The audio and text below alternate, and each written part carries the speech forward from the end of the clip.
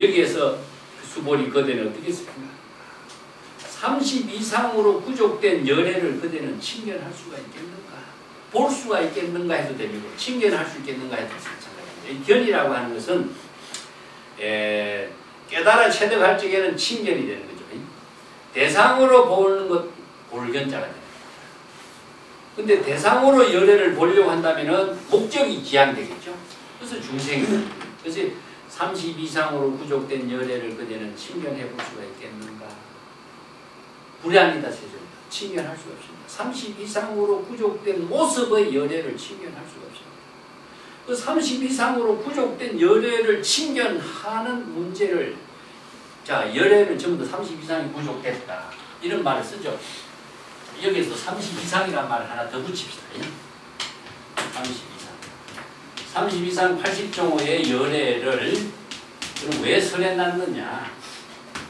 이것도 왕편 비유 언어인데 30 이상이라고 하는 것은 무엇이냐 하면은 법신을 이룰 때에 부족된 그래서 법신은 십지 이상의 보살의 깨달음의 경지를 체득하면은 법신 보살이 돼요.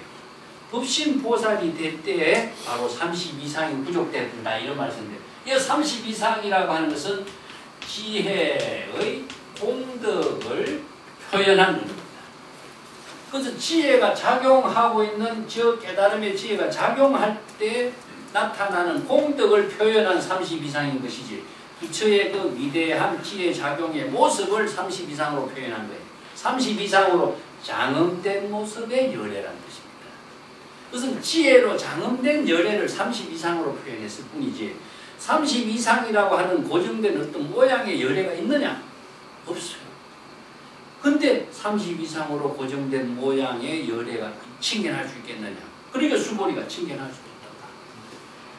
근데 30 이상의 열애가 있다고 생각하거든요. 그러니까 30 이상의 열애를 보려고 하는 거예요.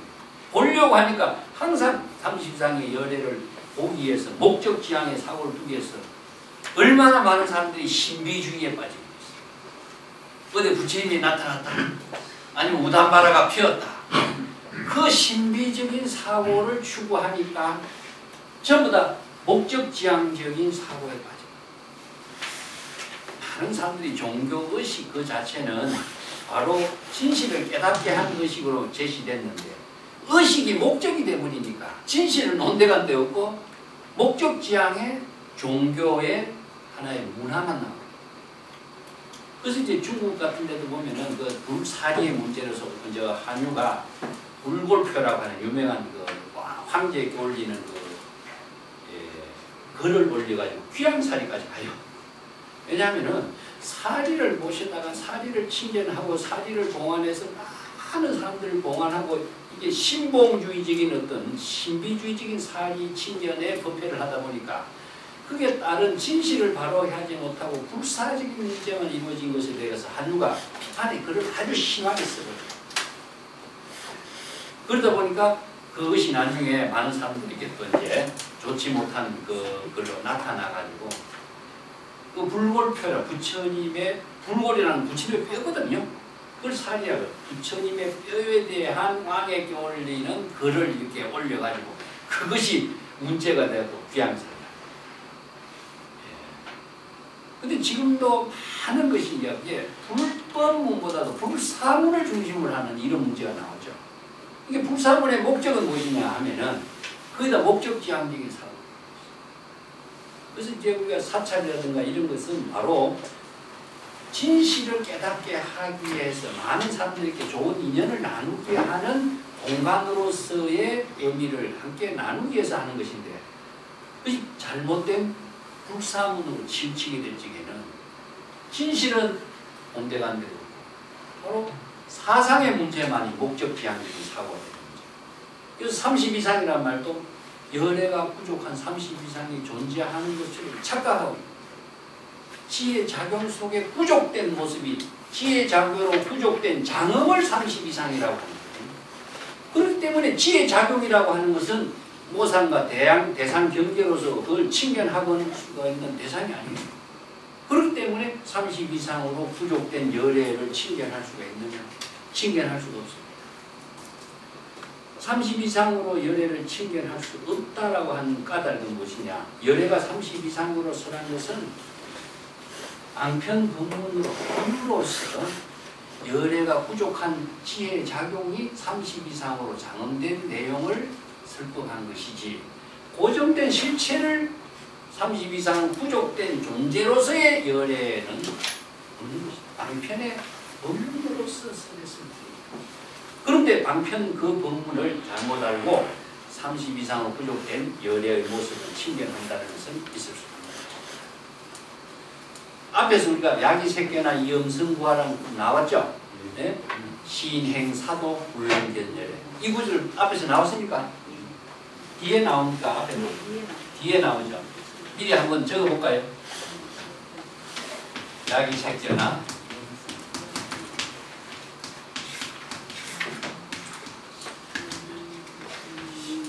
시음성구하 네? 이음성구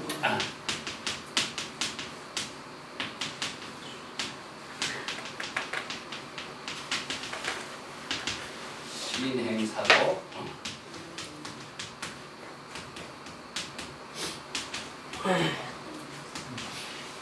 불능견열애. 이 구절이 나옵니다.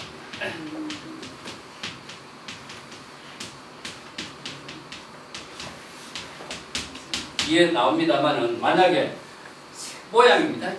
모양 룸바라고 하는 것은 공간을 차지하고 있는 겁니다. 이렇게. 그렇기 때문에 이거는 형색을 부족한 모습으로서 참된 진여의 진화를 칭견할 수가 있는가.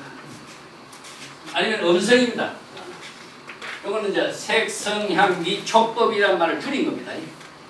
모양으로서도 진여의 참된 진화를 칭견할 수. 진화는 무엇이냐면은 알은 열애입니다. 열애. 요 알을 열애라고 보면 됩니다. 상락아정이라고 그러죠. 열반사득에서 그 알은 무엇이냐, 바로 참된 진화의 지혜 작용이기 때문에 이게 열애입니다. 그래서 모양과 형색을 부족한 열애를, 참된 진화인 열애를, 열애가 다른 게 없어요. 자신의 진여의 지혜가 열애이기 때문에 그것은 진화예요. 진여의 참된 자아인 열애를 모양과 색깔로 가지고서 칭견할 수 있는가? 자, 음성으로 소리에 듣는 것으로서 참된 진화의 열애를 칭견할 수 있는가? 이런 사람은 사도를, 삿된 도를 행하는 사람이리라. 이렇게 뭡니까? 전부 다 대상 경계죠. 대상 경계는 목적을 지향하는 겁니다. 자신이 어떤 열애, 어떤 부처의 모습을 소리나 모양이나 아니면 향기나 맛이나 이것을 우리가 감각기관을 대상으로 해서 열애의 참된 모습을 추구하고자 하는 것은 목적 지향적인 사고니까 이런 사람은 사도, 중생입니다. 중생심으로서 불도를 행하는 자이니 불능견열애, 열애를 칭견할 수가 없다. 참된 열애의 지혜 작용을 이룰 수가 없다. 칭견이라는 것은 진여의 참된 지혜 작용, 열애가 되는 진여의 지혜 작용을 이룰 수 없는 겁니다. 항상 중생이, 사도라고 하는 말은 사법이나 사도는 중생이 되는 겁니다. 우리가 중생심에서 그 해탈을 벗어나기 위해서 불법 공부하는데 또 이 언어 문자를 잘못 이해하고 언어 문자를 목적으로 지향하니까 중생심의 사도에 행해서 영원히 벗어날 수가 없습니다. 똑같은 말이죠. 여기서 30 이상의 열애를 칭견하려고 하는 것도 사도를 행하는 것이고 음성과 모양으로서 열애를 칭견하려고 하는 것 목적 지향적인 사고도 사도를 행하는 것이다.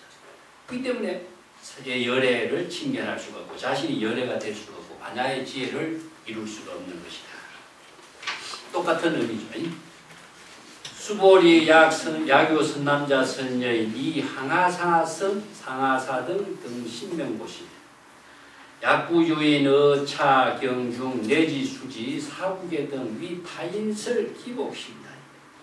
이것도 이제 보시에 복덕하고 또 수지를 통해서 공덕, 지혜의 자비의 공덕을 이루는 거와의 비교를 가지고 이제 설법한 거죠. 만약에 어떤 선남자 선녀, 이건 발심한 사람입니다. 발심을 해서 불법을 깨닫고자 원력을 세우고 발심을 세운 사람이 선남자 선녀인 이 항하사등이라는 것은 겐지스강의 모래와 같은 숫자로 이런 의미죠. 항하라고 하는 것은 겐지스강이고 산은 모래입니다. 이게 강가 이런 말을 쓰죠. 요즘에는 겐지스강에 모래가 엄청 많은데 그 모래와 같은 등이라고 하는 것은 같은 숫자라는 것이죠. 겐지스강의 모래의 숫자와 같은 그렇게 많이 이라고 하는 것은 그렇게 많은 모래 숫자와 같이 그렇게 많은 신명보시 여기서 몸과 목숨으로 보시를 한다 이런 말이죠. 그래서 신명보시라고 하는 말도 잘못 이해한다면은 몸과 목숨으로서 보시를 한다. 몸과 목숨을 다 바쳐서 보시한다 이런 말인가? 신명을 돌보지 않고 보시한다. 자 그렇게 이해합시다. 이거 불석신명이란 말이 경전에서 나와요. 네. 불석신명이란 말이 나오는데 네.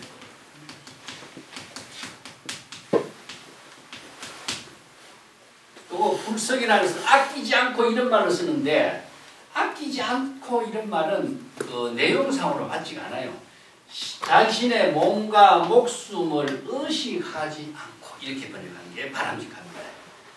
내 몸과 목숨을 의식한 사람은 보시바라미를 실행할 수가 없어요. 자신의 몸과 목숨을 걱정하는 사람은 지금 여기에 지혜로운 생명활동에 작용을 할 수가 없어요.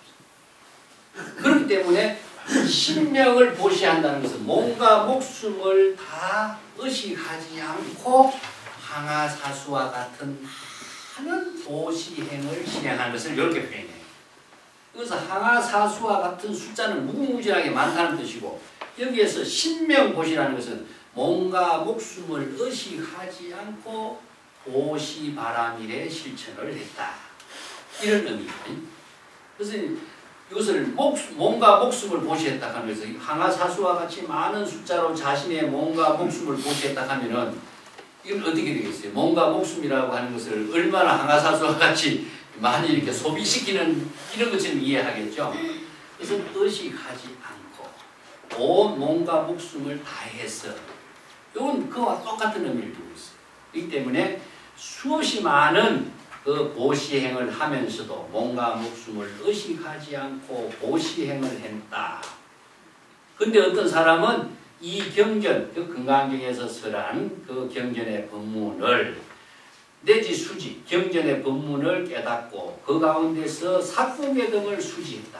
사구계등이라는 것은 전에도 여러분 이야기했습니다만 경전에서 설한 법문의 핵심을 사구계, 기성정계라고 했죠. 이 사구계는 일부나 마찬가지라고 했습니다.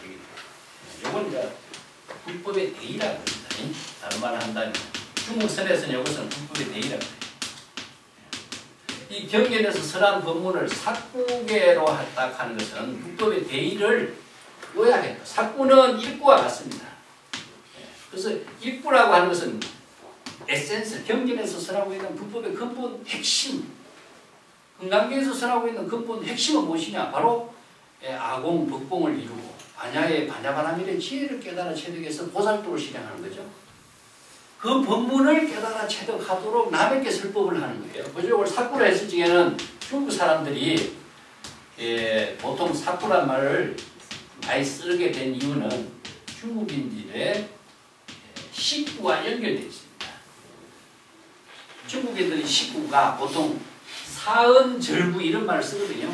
사언절구에 기성정결이라고. 기는 문제제기죠.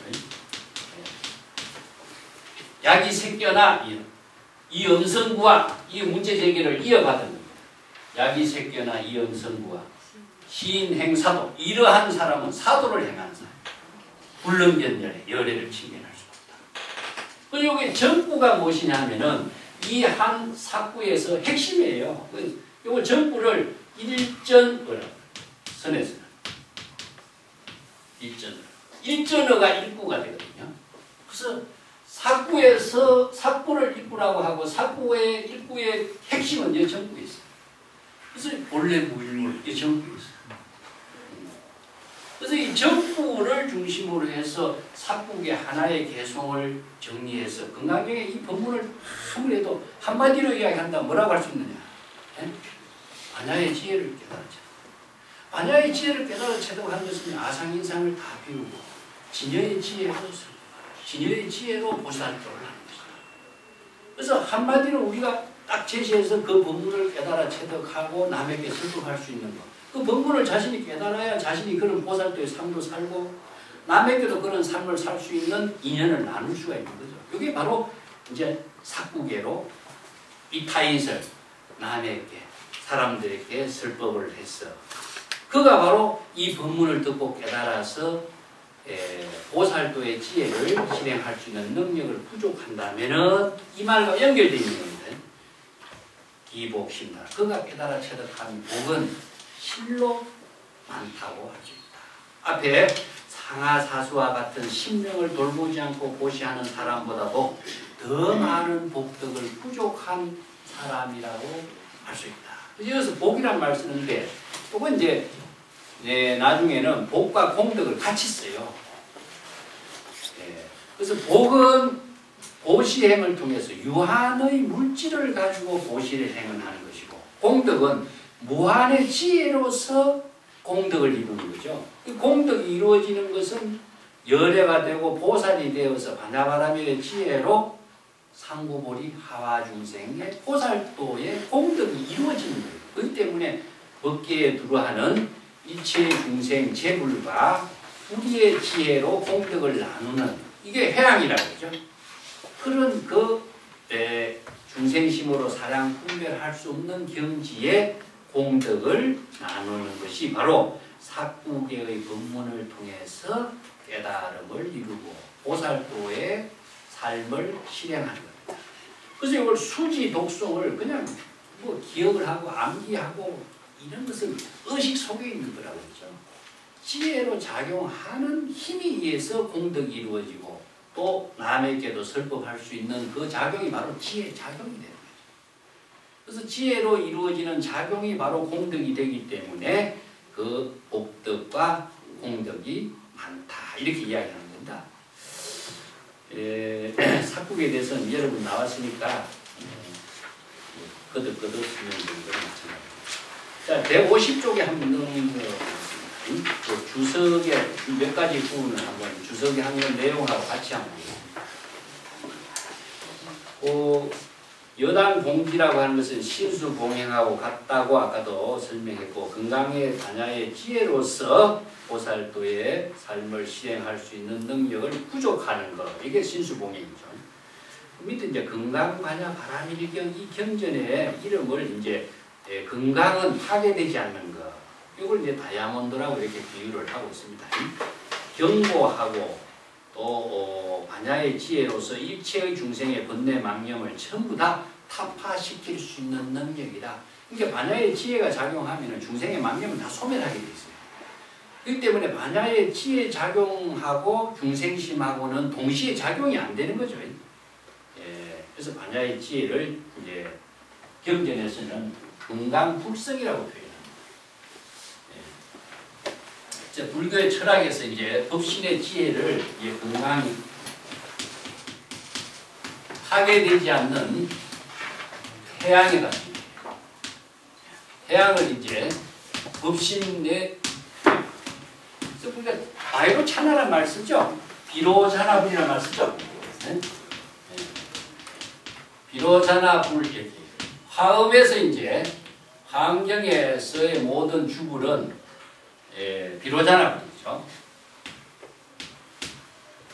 해사의 대적방전이라고 대적방이라고 하는 것은 일체의 번뇌 망념이 다 소멸된 경지는 바로 법신의 세계를 표현해요. 그래서 해인사의 대적방전에는 비로자나불의 주불이 되어 있어요. 그래서 화음 법계의 세계죠. 그래서 해인산맥 그 자체가 바로 깨달음의 세계 속에 이루어진 사찰이라는 의미죠. 거기에 부처는 누구시냐? 비로자나 법신불인데 비로자나 법신불은 태양. 우리가 이제 밀교에서 이야기하고 있는 바이로차나 이것도 태양입니다.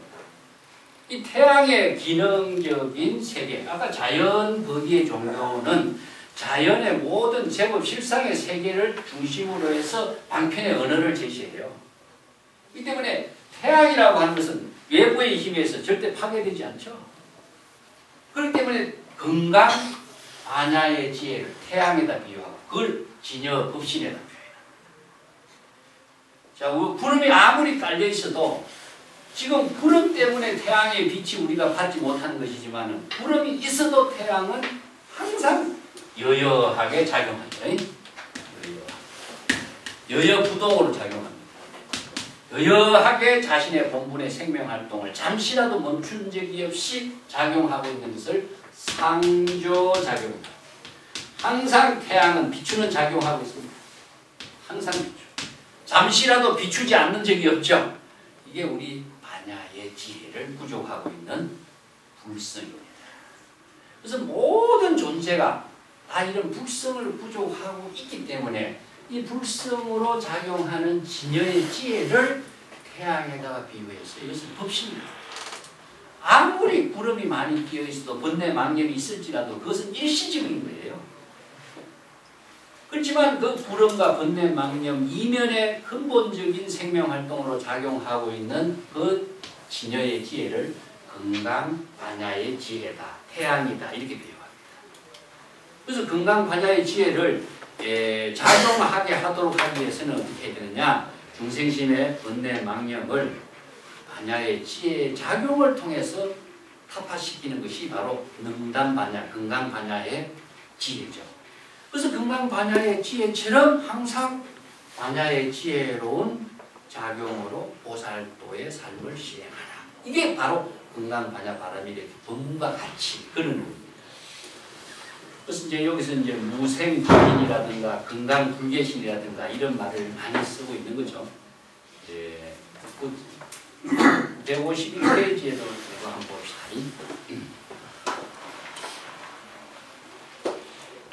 그 뒤에 14분에 이제 여기 중요한 본문이 나오는데 그 본문에서도 제1반야, 제1바라밀의 본문이란 나와요.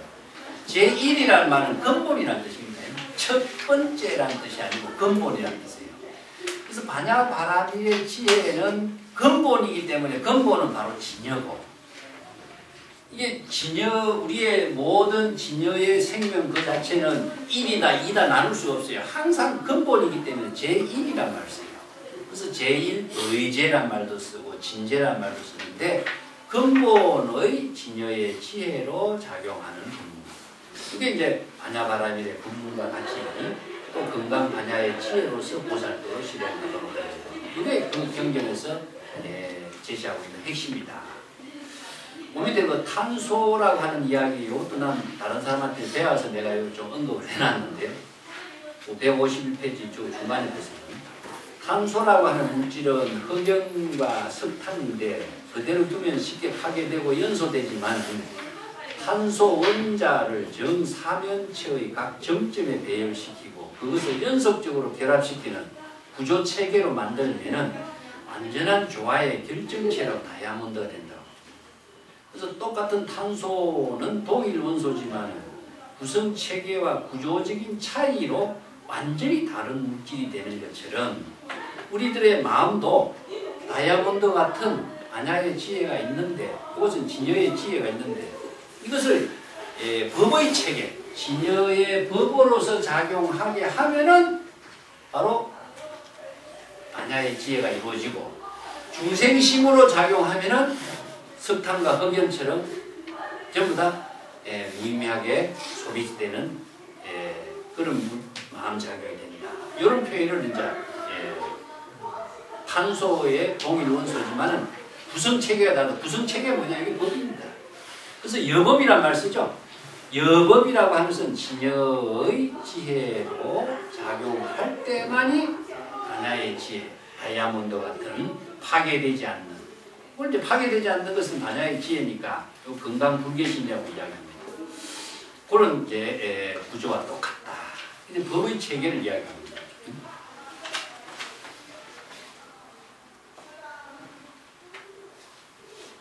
나머지는 뭐 조금 제 설명을 해갖고 153쪽에 신명보시 쪽에 조금 이해를 하고 합니다.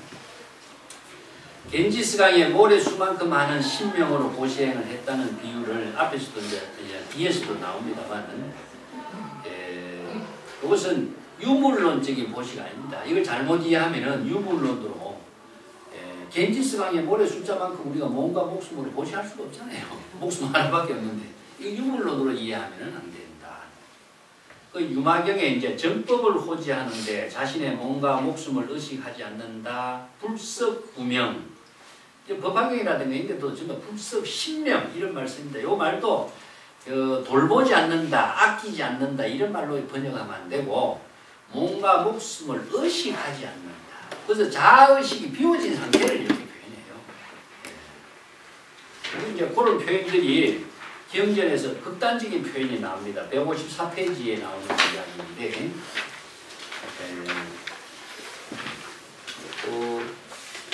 급파경 야광보살 본사품에 나오는 소신공양이 있습니다. 많이 들어보셨죠? 자신의 몸을 불태워서 공양한다 이런 이야기가 나옵니다. 급파경에 보면 연비도 하고 뭐 하는 이야기. 우리나라에 이 소신공양 이구절도 하고 연비한 사람이 얼마나 많죠? 지금도 있습니다. 근데 이건 경전의 본문을 잘못 이해한. 자, 이걸 이해를 하기 위해서 좀 읽어보겠습니다. 급파경 야광보살품에 나오는 소신공양을 육체적인 몸을 불에 태워 공양한 것으로 오해하면 안 됩니다. 불법을 깨달아 체득하여 열애를 공양하는 일이기 때문에 아끼던 내 몸까지 선뜻 버리고 거룩하신 세종께 공양을 올리고 무상의 지혜를 체득하기 이함이라는 뜻이고 불석신명과 같습니다. 자, 여기에서 자신의 몸을 불태운다 하는 것이 공양이 될 수가 있는가 하는 거하고, 공양을 한다면 공양을 누구에게 공양하느냐. 그러면 부처님에게 공양한데 그 부처님이 어디 있는가가 모르면은 공양이라는 것이 그렇게 몸을 태워 공양해도 헛것이 될 거 아니겠어요. 그때 부처를 대상으로 두고 부처에게 목적을 두고 공양하는 것은 자체가 잘못된 거죠. 이 표현이 이런 말 하니까 이걸 육체적으로 이해하는 것인데, 선에서는 이걸 살인도란 말 씁니다. 살인도, 소신공양 이런 말들이 전부 다 같은 표현입니다. 진여의 지혜입니다. 진여의 지혜 작용을 두 가지로 표현합니다. 공, 불공. 이건 진여법이라고 내가 자주 설명하고 있습니다. 공은 무엇이냐면은 살인도예요. 살인도. 불공은 활인급입니다. 자, 이것은 살인도와 활인급이라고 하는 것은 둘이로 작용합니다. 진여의 지혜로 이루어지기 때문에 둘이 법문으로 이루어집니다. 살인도는 진공, 활인급은 묘유. 요 표현. 그래서 이게 소신은 무엇이냐? 몸을 불태우는 것은 아상, 인상을 전부 다 죽이는 공이고, 공양은 뭐죠? 지혜를 작용하는 거예요. 그래서 소신공양을 자신의 아상, 인상을 다 비우고 살인도, 이것은 중생심을 모든 비우는 겁니다. 중생심으로 작용하는 모든 의식을 비우는 것이 살인도고, 진여의 지혜가 작용하는 것은 활인금이에요. 그렇기 때문에 진공묘유를 살인도 활인금이라고 해요. 근데 이것은 살인도 활인금이란 동시에 이루어집니다. 그래서 불이라고 하는 것은 동시에 이루어져요. 이것이 따로따로 이루어진다고 생각하면 이건 불법을 모르는 사람이에요. 진여법을 모르는 사람이에요. 자, 이걸 다른 말 한다면은 상구보리, 상구보리고, 이거는 하와중생입니다. 그래서 상구보리와 하와중생은 진여의 지혜로, 지혜 작용으로 이루어져요. 이런 표현을 살인도, 소신공양, 활인금 이런 말을 쓰는데, 이걸 잘못 이해하면은, 이게 왜 잘못 이해하느냐? 진여의 지혜가 작용하는 이해를 하지 않고 자기 생각으로 이해하고 글자대로 이해하면 이런 부작용이 나와요. 그래서 얼마나 큰 문제가 나옵니까? 그래서 누가 뭐 자기 몸에 불질러가고 죽었다. 이게 그냥 좋은 말로 전부 소신공양이다. 이건 비명객사도 아니고 아무것도 아니에요. 그 자기 몸을 학살하는 것밖에 안 되고 그런 정신 갖고 불법 수행을 해야 되지. 그런 그것이 뭐 대단한 거지. 그 연비했다고 해서 자기는 대단한 수행자라고 이건 아상에 꽉 차 있는 모습이지. 수행하고 전혀 관계없는. 그거 갖고 자랑하는 사람이 얼마나 많아요. 자, 이걸 잘 이해합시다. 진여의 지혜로 작용하는 것은 불의로 이루어지고 지혜 작용 속에 이루어지고 있는 기능이 무엇이냐? 아상인상이 죽고 지혜가 작용합니다. 아상인상을 죽이는 것이 소신이요. 공양은 무엇이냐? 바로 지혜로 작용하는 것이 뭡니까? 우리가 귀, 물, 기, 명 이것을 삼보에 귀하는 것이라든가 재물에 공양하는 것 대상이 어디 있어요? 자신이 열애가 되고 자신이 재물이 되어야 자신에게 공양을 하는 작용, 지혜 작용을 공양이라고 해요. 그런데 우리가 부처님께 공양한다. 그러니까 어떤 부처에게 공양하느냐. 대상으로 추구하고 목적으로 두고 있는 공양할 부처를 추구하다 보니까 내가 영원히 중생에서 벗어나지 못하죠. 우리가 재물은 어디 있다고 그랬죠? 재물은 어디 있습니까? 자, 요거 재물을 이야기해서 우리가 다시 여러분들 그 162쪽에 보세요. 이 다음 단에서 공부할 부분인데 재물이 무엇인가를 알아야 돼. 재물에게 공양을 하기 전에는 먼저 재물을 알아야 되겠죠? 제 162쪽 맨 위에 구절이야. 이 일체 재상이 정명재물이요. 일체의 모든 아상, 인상을 다 여인 경지가 바로 재물인 것이다. 재물은 어디 있습니까? 자신이 진여의 지혜로 작용하는 것이 재물이에요. 재물이란 복수를 쓰는 이유는 선오념 제보살, 선부촉 제보살 했죠. 이것은 염념자각으로 자신이 깨달음을 작용하게 하는 진여의 지혜를 복수로 표현해요. 그래서 아상인상이 비워진 그 자리가 바로 재물이 되는 것이지 그 재물에게 공양한다. 재물을 대상으로 두고 있으니까 불법하고 전혀 관계없는 거예요. 그래서 재물, 열애 전부 다 공양을 대상으로 공양하는 것은 의미가 없습니다. 자신이 바로 열애가 되고 부처가 되고 재물이 되어서 바로 자신이 지혜로 작용하는 그 묘용을 공양합니다. 자, 공양의 의미를 잘못 아니까 이런 부작용이 나오죠. 이 구절을 정확하게 이해를 해야 됩니다. 살인도 팔인도 상구보리 하와 중생 자, 진공 묘유 소신 공양 이것을 잘못 이해해가지고 자기 몸을 태우고 목숨을 바쳐서 재벌에게 공양했다고 영광스러운 죽음을 이야기하는데 불법하고 전혀 관계없어요. 이 소신 공양에 대해서 제가 이 법화경을 전문화로 하는 사람들도 글자대로 접근해요. 이 참 안타까운 일입니다. 지금 뭐 우리나라 지금 어떤 비구니 스님 사찰 같은 데서는 이것을 전통으로 하고 있는 절도 있어요. 그 전에 출가하면은 뭐 전부 다 연비 다 해요. 그 연비한 것을 자랑해서 막 사진을 찍어갖고 막 이렇게 보는데 징그러워서 못 봐요. 정말 불법 공부를 이렇게 합니다. 유심의 불교를 유물적인 사고로 접근하는 것 자체가 이게 사도를 행하는 겁니다. 사도를. 그래서 아까 30 이상에 대해서는 좀 이야기했고 그 157쪽에 이 구절은 우리가 법신을 이야기할 때 꼭 주의해서 이해하고 해야 될 부분인데 그 157쪽 맨 후에 한번 보겠습니다. 신상으로 열애를 칭견할 수가 있는가? 부처의 무족 색신으로 열애를 칭견할 수가 있는가? 30 이상이라 부족된 열애를 칭견할 수가 없다.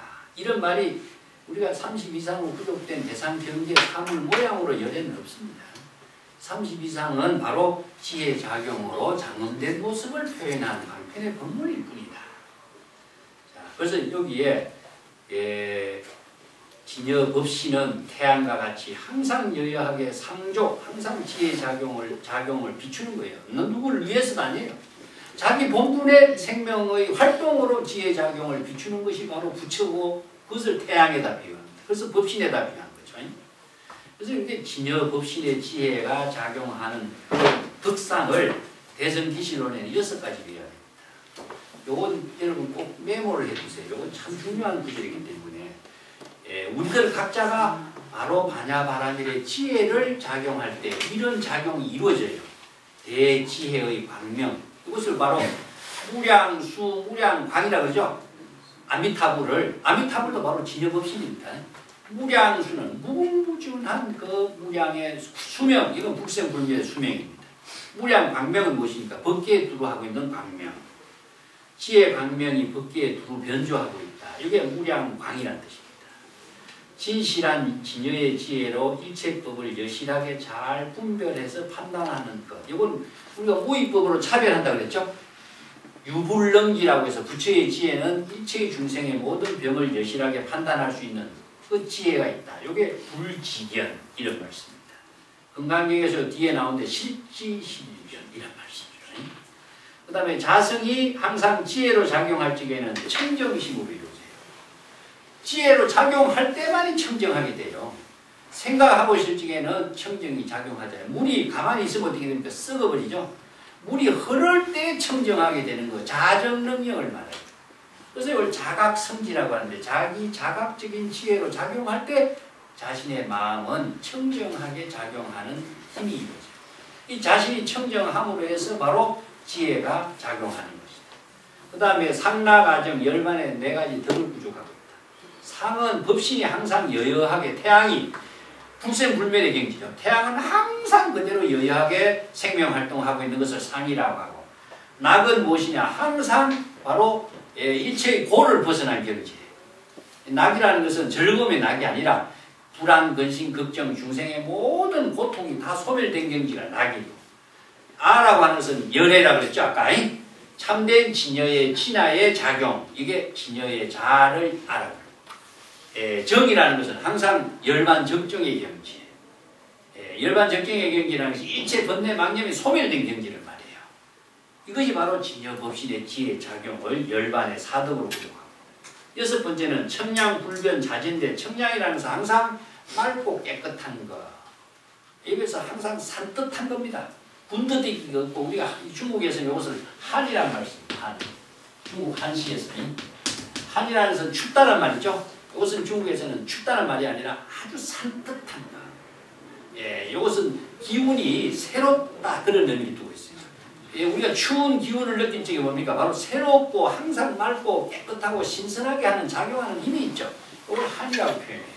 이것은 청량이란 말을 쓰고, 불변은 무엇이냐면 항상 태양이 바뀌지 않습니다. 외부의 힘에 의해서 자체적으로 변화되는 일이 없어요. 항상 여여하게 작용해요. 그래서 열애자, 제법 여여. 열애라는 항상 제법과 항상 여여하게 작용하고 있다. 그 다음에 자유자재, 무예자재 똑같습니다. 걸림이 없어요. 의식의 대상 경계를 초월했기 때문에 무예자재한 경지다. 그래서 원효가 무예자재란 말 많이 쓰죠. 이 진여의 지혜만이 무예자재가 이것입니다. 이런 6가지 뜻을 지니고 있고, 그게 이제 항아사를 지나도록 여의지 않고 단절되지 않고 다른 작용이 아니고 불가사의한 불법의 지혜를 부족하고도 조금 더 배려됨이 없다. 이게 진여법신을 이렇게 표현했어요. 자, 이것을 진여법신을 이해하려면 아까도 내가 설명한 것처럼 태양에다 비유하세요. 태양에다 비유해서 건강과 같이 파괴되지 않는 태양의 지혜 광명이 비치는 것을 우리가 진여법신에다 표현해요. 그런 지혜를 반야바라밀의 지혜라고 한다. 그것이 이제 요단의 중심의 핵심이라고 이해할 수 있습니다. 자, 오늘 여기까지 할까요? 항아사. 아까 겐지스 강의 모래알. 항아라고 하는 것은 이제 강가를 항하라고 했죠. 겐지스 강의 모래알. 뭐 질문 있으면 질문하시고, 질문할 수 있습니다.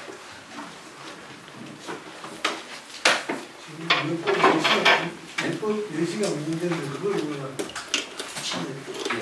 그 여법, 여실, 여법이란 말이 항상 진여의 지혜와 같이, 여라고 하는 것은 항상 진여라고 하죠. 진실된 참된 그대로, 여여하게, 자연 그대로, 막 이런 표현들을 써요. 이게 중국인들이 이 진여란 말을 적당한 말이 없어가지고 이 말을 쓰게 된 것이 참 새롭게 말을 만들어낸 거죠. 그래서 필요에 따라서 노장자의 언어를 좀 사용하기도 하는데 오해도 생길 수가 있고 하니까 그래서 이 말들을 전부 다 번역하면서 새로운 말들을 많이 만들었습니다. 다른 질문 없습니까? 어렵죠, 사실은. 네, 근데 항상 비유를 생각해 보세요. 이게 법신은 무엇이냐? 태양이다. 사실 우리가 비로자락하는 말 태양이란 말입니다. 태양의 그 자연의 지혜로 작용하는 그 제법의 실상을 그대로 자연의 종교니까 불교는 그 언어들을 채용해서 방편의 언어로 채용해서 그 법을 설하고 있어요. 이 때문에 누가 만든 종교가 불교는 누가 만들었다 하면 이건 불교가 본질이 주고요. 자, 마칩시다.